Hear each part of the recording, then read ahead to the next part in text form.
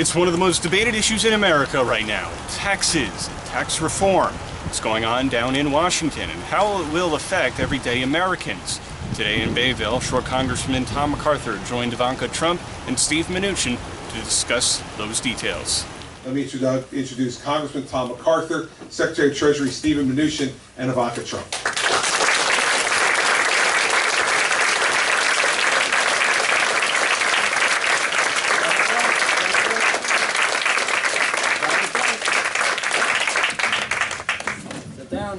Well, good morning. Thank you all so much for being here this morning. I want to thank Bayville Fire Department for opening up the hall for us this morning, and Maramato.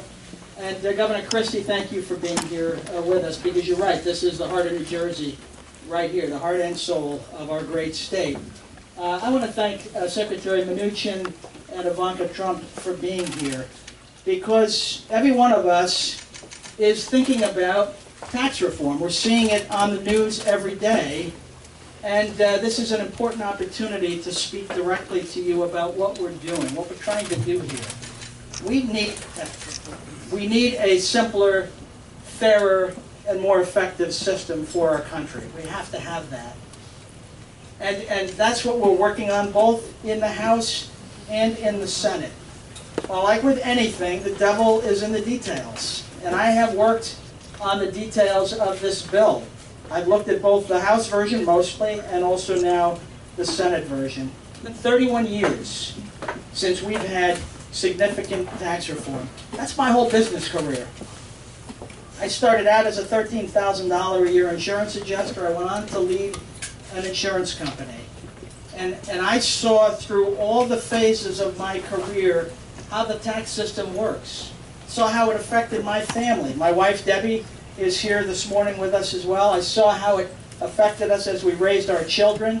I saw how it affected my business decisions. Tax reform matters, and we have to get this right. There are some critical changes in this bill that you'll hear more about this morning, but I just want to frame them broadly. We are trying to move from a high rate, high loophole tax system to a lower rate, less loophole system. How many loopholes do you get to take? Honestly, how many? How many lawyers do you hire to find loopholes so you can reduce your tax bill? That's the problem that we're trying to fix. It's got to be fairer, it's got to be more transparent, and it's got to be simpler. So we are bringing rates down. We are eliminating lots of loopholes. We are doubling the standard deduction, doubling it to $24,000 for a family. We're increasing the child tax credit, and we're giving a new credit for non-children dependents.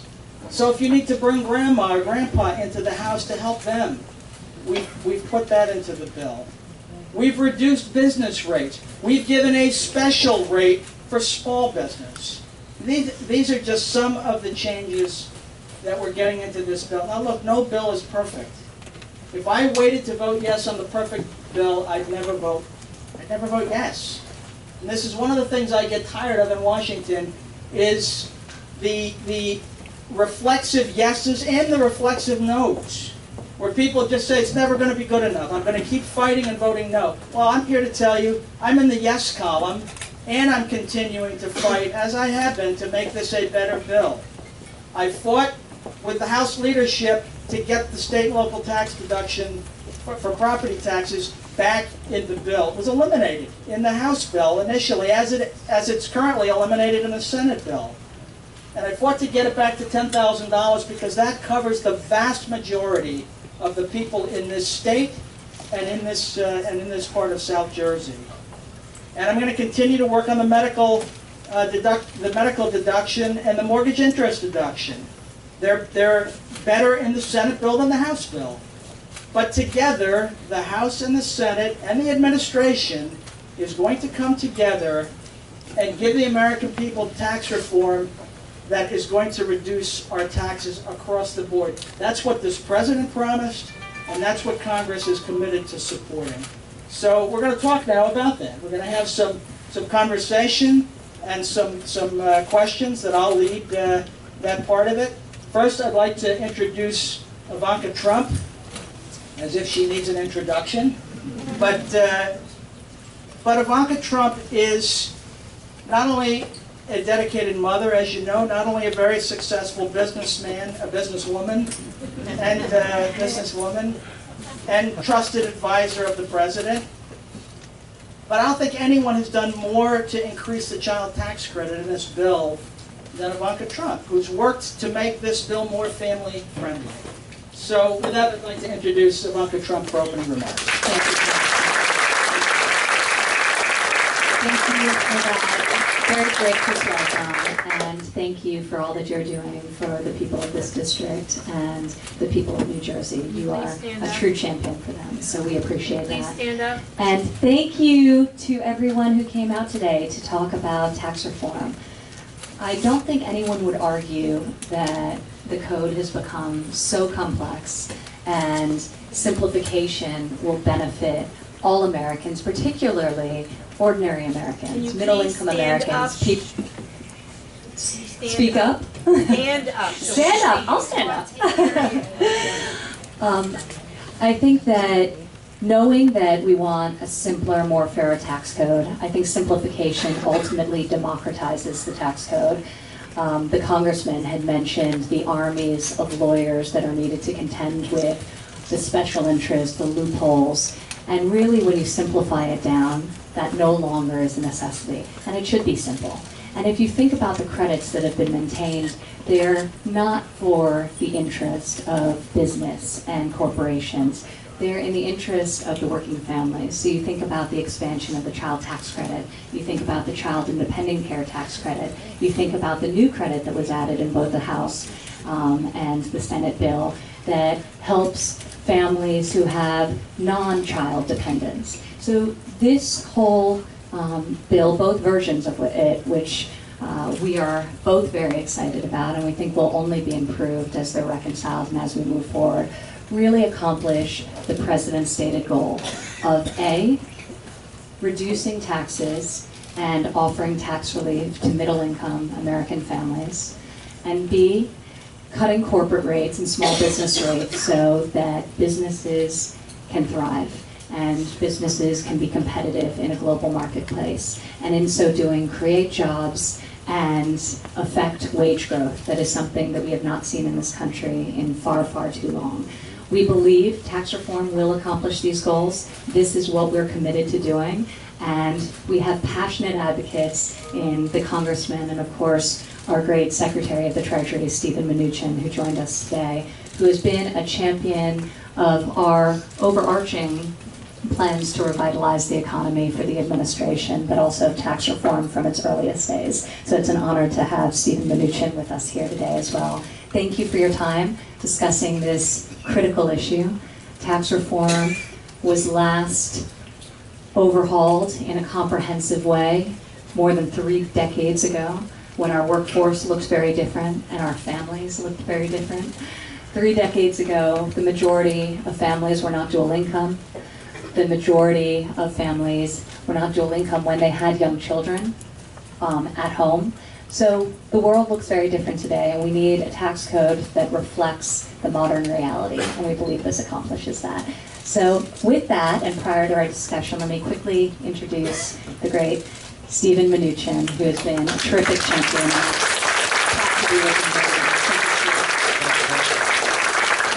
Thank you, Ivanka. First of all, I want to thank the governor. Great to be here with you. The governor was a terrific partner and champion with the president during the campaign, and it's always great to see you again. And I also want to thank the mayor and the congressman for inviting us here. This is so important for us because this is so important to everyone in this room. And the president's economic agenda is all about creating growth, bringing jobs back to America, and making America business competitive again. It has been way too long since we've had tax reform. As you pointed out, Mr. Congressman, we have a tax code that is way, way, way too complicated. We have a tax code that incentivizes our businesses to leave trillions of dollars offshore. Last week, Ivanka and I had the opportunity to go visit the Reagan Library, an iconic place where we had the privilege of talking about tax reform, since it has been 31 years since President Reagan passed tax reform.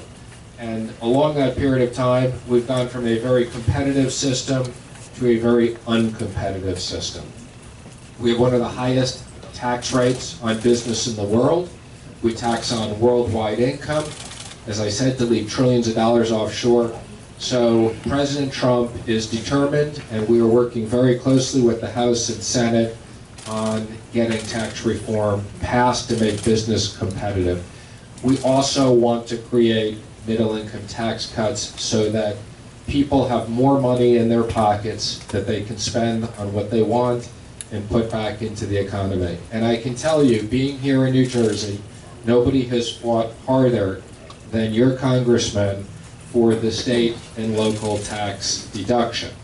Now, I, having lived in two of the high-tax places in the world, New York City and California, can understand what it's like to be in New Jersey. And I actually had my first job in a factory in New Jersey, working for my grandfather, manufacturing glass bottles. So this is about bringing business back to New Jersey, about making competitive environment for middle-income tax cuts, and the congressman has done a great job. We in Treasury have run literally hundreds and hundreds of examples to make sure that people get real tax cuts.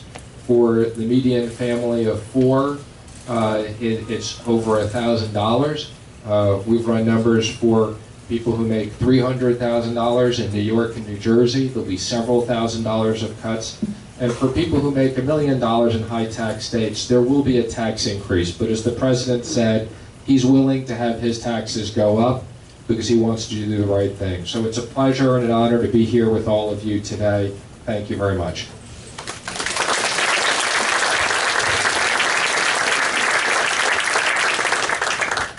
Okay, well, I'm going to ask some questions. Some of them are mine and some of them are yours, and give our two guests a chance to unpack this a little bit more. So first, maybe step back from taxes for a little bit and talk about what the administration is doing to foster growth overall, including the tax piece.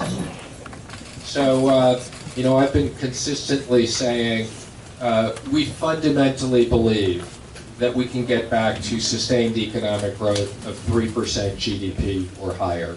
And the average post-war has been higher than 3%. Now, when President Obama came into office, he projected 4%, and we've been at 2% for the last 8 years, and President Trump said, that's unacceptable. Now, I do have hanging in my office a Wall Street Journal thing, and it says 3 to 5% from the president.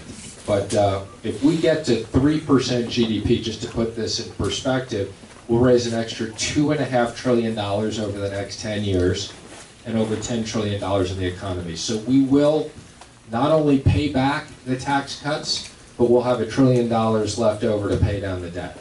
And the president's economic plan is a combination of tax reform, regulatory relief, and trade, and that's what we're focused on. I think that was a terrific summary. I think that the combination of aggressive deregulation coupled with comprehensive tax reform will create economic boom for this country that has been growing, and the economy is certainly doing very, very well, but we think we're just at the beginning phases of where ultimately we can be. And that 3 to 5% growth is something that we believe is highly achievable. You see what's happening in the stock market. You see what's happening with business and consumer confidence levels over the course of the last 8 months. And that's because of a pro-business, a pro-work agenda, rescinding regulation that was not that was not good regulation. Oftentimes it was ineffective and didn't accomplish the intended goal, even if the intended goal was noble, and really getting out of the way so that businesses can thrive and be competitive in a global marketplace. Another area that we've been very, very focused on, I'm actually going to be going back to DC this afternoon for a task force meeting at the Department of Labor, is workforce development. We've always had the most skilled workers in the world, and we want to continue that legacy. And we need to make sure that as we're thinking about the future, we're planning for the future, and then we're ensuring the next generation and the current generation of workers have the skills they need to succeed, and to be thinking about what the jobs of the future look like, and that we have adequate training programs in place to fill the 6 million American jobs that are listed and yet remain unfilled. So we're very focused on vocational education, workforce development, worker training, in the construction spaces, obviously, as we think of towards the future of taking on infrastructure, but also to keep the housing market going and to rebuild our cities in the wake of the devastating weather events that we've had as of late. So thinking through construction, but also STEM skills, and making sure that the next generation of Americans are able to meet some of the challenges that will come with increased automation and robotics and AI. So this is something the President's deeply committed to, and we're thinking through great solutions to expand apprenticeships in the United States and create jobs and fill existing jobs. Thank you. I'm glad you mentioned regulation as well. There's a little-known law called the Congressional Review Act that was used exactly once before this year, and we've used it 16 times this year. This president has signed 16 laws that roll back regulations that were costing American businesses tens of billions of dollars a year. And worse than that, it leaves businesses feeling like there's always another shoe that's about to drop. Lifting that burden makes businesses feel more confident. And I know that makes a difference. I made long-term investments as a businessman when I thought the future was bright. That's when I hired people. That's when I bought new plant and equipment and expanded. And so I think it's really, really important that we continue to make this a more business-friendly environment, whether it's a little business or a big business. Back to tax reform specifically. This part of New Jersey is filled with families just out working, making a living, a lot of dual income families. We have a lot of seniors. I have 140,000 seniors in my district. And you can see from the room here, it's a pretty good picture of what our district is all about. How do you see this tax reform effort right now, both the House and the Senate version and what the administration is pushing? How do you see that helping our families and our seniors in a place like this?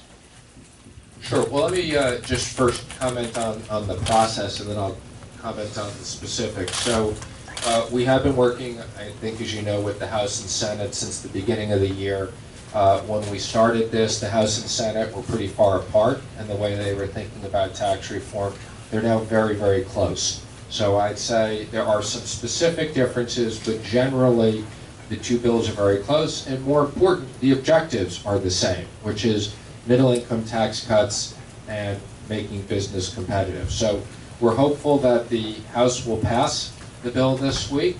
We're hopeful that when the Senate comes back from Thanksgiving, they will pass their version, and then we will go to conference to resolve some of these differences. But what I see, and our objective, as you know, is making sure that people in this room get tax cuts. That's what this is all about. I agree. The dual purpose which we've articulated is to ensure, and the President's primary objective is to ensure middle income tax cuts. So we are working to do exactly that. And we believe that cutting the rate of taxes on corporations, medium-sized and small businesses, is going to accomplish the goal of putting more money back in the pockets of American workers. So that's the core outline, and we believe that both in the House and the Senate, there's complete alignment around that vision. So as they work through the details, we are very happy with the progress and the transparency and the unity of message in achieving those two goals.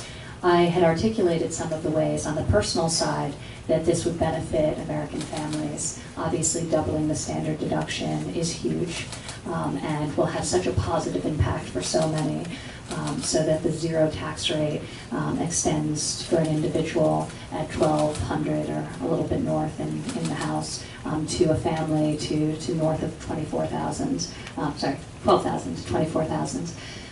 So that will make an immediate impact for so many middle-income families. Secondly, the child tax credit, enabling it to be refundable, and the Senate actually expanded the refundable component to $1,100, and expanding the credit generally, keeping the child and dependent care credit. We actually, on the CTC, we raised the income threshold of families that can benefit from the child tax credit, which now is at $75,000 and under, and that's been dramatically increased so that more families will have the benefit of the child tax credit, many, many more families than currently have it.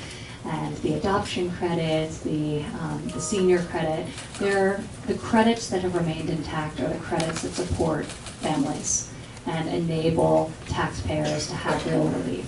So we're very proud of that. We hope we'll keep pushing it and only improve upon it. And we feel very strong in our conviction that this tax plan and both proposals in the House and the Senate accomplish the President's stated goals. Think about that.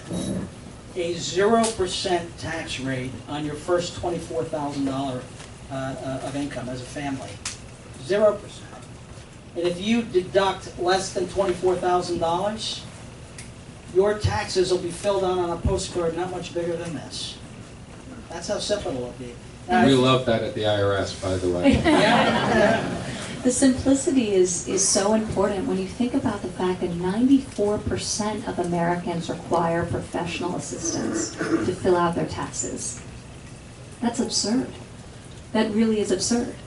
And that doesn't benefit the ordinary American. That benefits the ultra-wealthy who can afford the accountants and the teams of lawyers to find the loopholes. So simplification is critical and will benefit all Americans, but particularly hardworking middle-income Americans.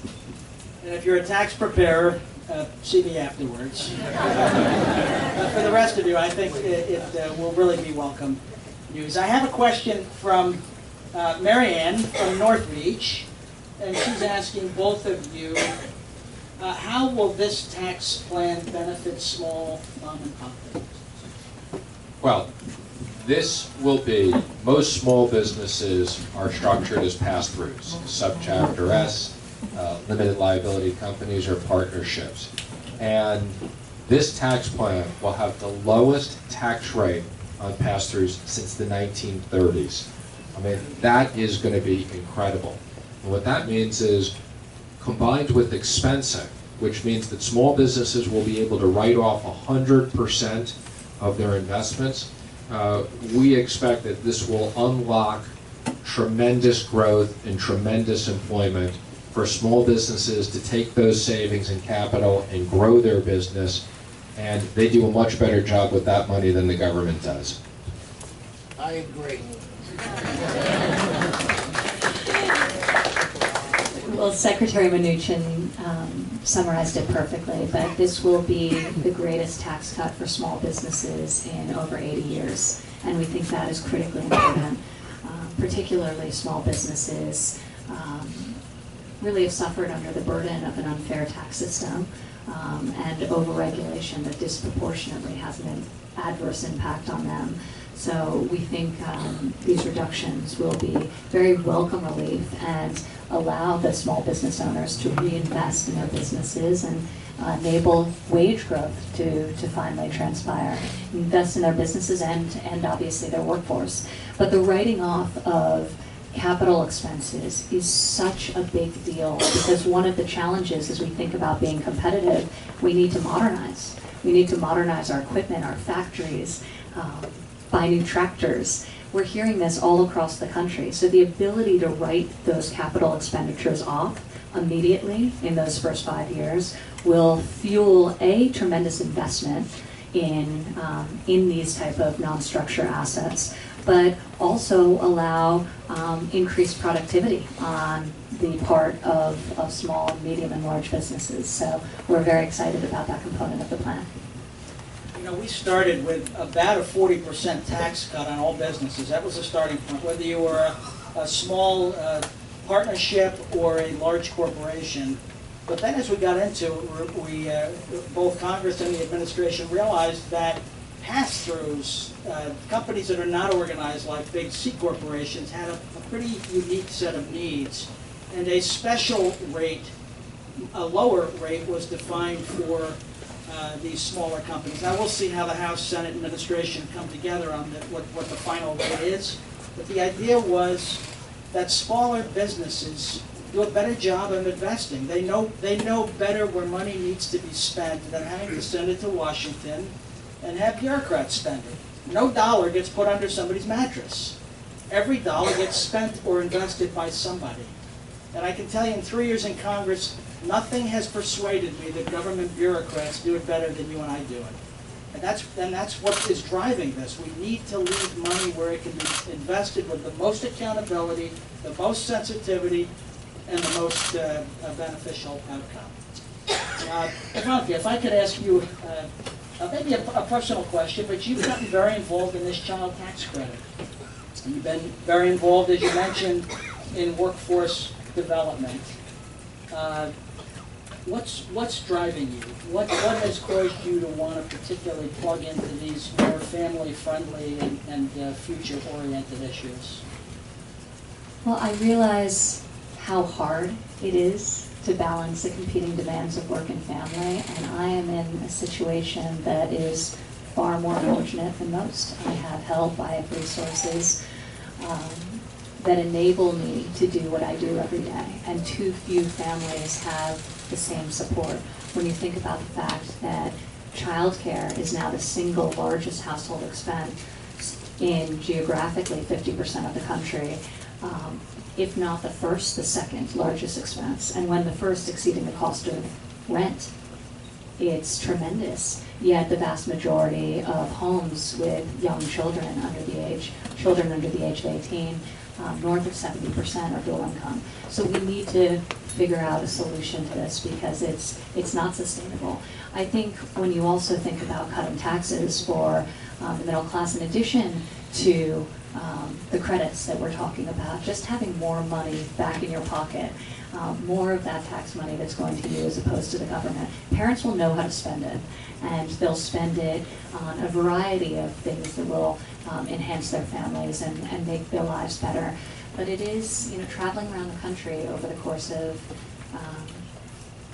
several years during the campaign really was an eye-opening experience for me, and I saw how few people had adequate savings to deal with